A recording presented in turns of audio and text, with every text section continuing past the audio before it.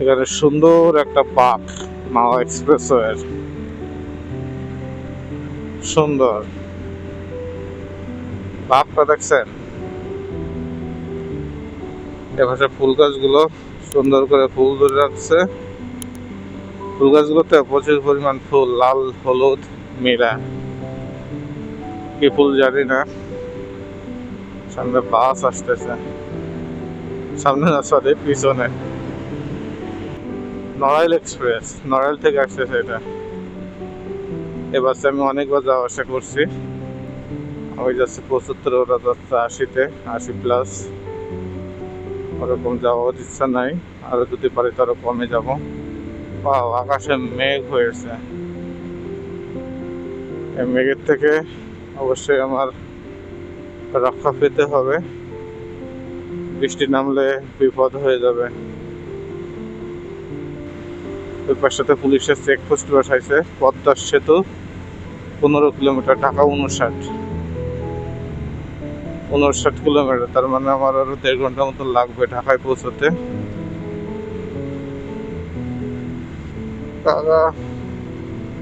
Road পার হইতেছে না, কি দরকার ছিল? এই ওভার ব্রিজ আছে না, অভ্যাস এটা আসলে আমাদের এই অভ্যাস। ওভার ব্রিজ থাকতো আমরা কেউ আসলে ওভার ব্রিজ দিয়ে পারাপার হই না, কিন্তু আমরা পারাপার হয়ে গেলো ওভার ব্রিজের নিচ দিয়ে, কারণ এটা একটা সুবিধা হয়। সুবিধা কোনটা? তাড়াতাড়ি যেতে পারে। কিন্তু যে কোনো সময় দুর্ঘটনা ঘটতে পারে, এটা আমরা কখনোই খেয়াল করি না, কখনোই এটা আমরা ভাবি না আর কি। এর জন্যই সবাই এইভাবেই পারাপার হয়। সামনে পাঁচর বাজার, পাঁচর, সবাই উড়ে উড়ে যাচ্ছে। পাঁচর ব্রিজ, এই স্পিড খেয়ে তাও বোতলের মুটকি লাগায় এই রোডের উপরে ফেলছে। আর মাদারের বাচ্চা,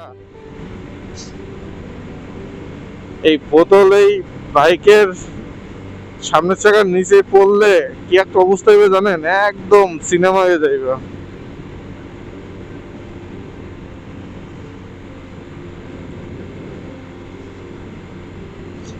আমি আছি এখন পাঁচরে, পাঁচর থেকে এখন সোজা বেরিয়ে যাচ্ছি। ডানে সিগন্যাল দিয়ে দিই, পিছনে কিছু নাই, তারপর সিগন্যাল দিয়ে দিলাম। বলা যায় না, এর ওটা হলো বিমানের গতিতে আসে, মানে সড়ক পথে বিমানের ছোঁয়া। বস্তায় কি ফেলছে? ও আচ্ছা, এই বস্তাগুলো ফেলছে এতে আর কি কোনো মাটি অথবা সার জাতীয় কোনো কিছু, গোবর হতে পারে, মানে গরুর গোবর। এই গোবর দেওয়ার পরে তারপরে এই গাছগুলো লাগাবে। এই জায়গাগুলোতে গাছগুলো অনেকগুলো মারা গেছে আর কি, অনেক জায়গা ফাঁকা হয়ে গেছে। এই ফাঁকাটা ফিল করার জন্য আবার এই যে নতুন করে আবার লাগাবে, বোঝাই যাচ্ছে। যাক, এই রোডটা এরকম সুন্দর থাকলে, মানে সুন্দর না, যে কোনো জায়গা যে কোনো রোড আর এরকম রক্ষণাবেক্ষণ করলে অনেক সুন্দর থাকে আর কি। এটার সাথে আমাদেরও মেনে চলা উচিত, যারা আমরা এই রাস্তার সুযোগ সুবিধা আমরা নিই। শুধু রাস্তা বলে না, যে কোনো জায়গার আমাদের দেশের সম্পদ, যে কোনো জায়গার যে কোনো কিছুই আমরা আসলে যদি সুযোগ সুবিধা নিই, সেই জায়গাটা যদি আমরা আমাদের মতন করে যদি রক্ষণাবেক্ষণ করি, মানে কোনো রক্ষণাবেক্ষণ করা লাগবে না, যদি কোনো ক্ষতি না করে, সেক্ষেত্রে সেসব জায়গাগুলো অনেক সুন্দরই হয়। দেখেন এই ফুল গাছগুলো যদি পুরো রোডটাতে থাকতো তাহলে পরে কতটা সুন্দর লাগতো। এখানে এই ফুলগুলোর নাম কি আসলে আমি ঠিক জানি না। পিছনে বাস আসতেছে আগের থেকে, আমি আগে সরে যাই। হ্যাঁ, যাক, বেরিয়ে গেছে। অনেক সময় কি হয়, প্রাইভেট কার ওরা স্পিড কমাইতে চায় না, আর বাস ওরা তো নাই, ওরা আরো প্রাইভেট কার আরো ওভারটেক করে বেরোয় যায়।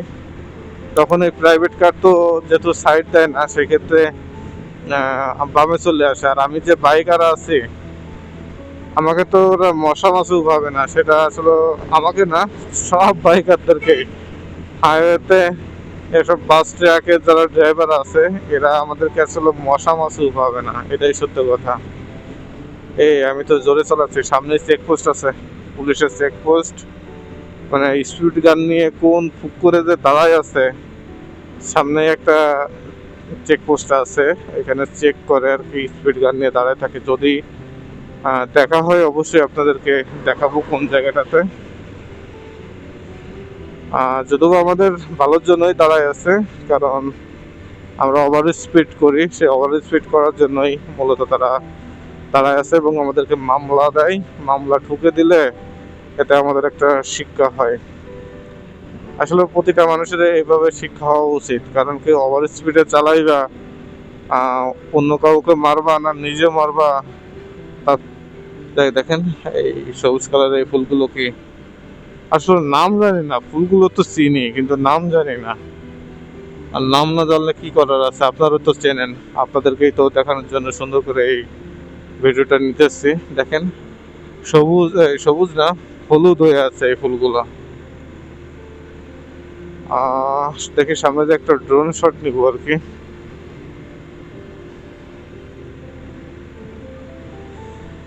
এই সেতুর নাম কি?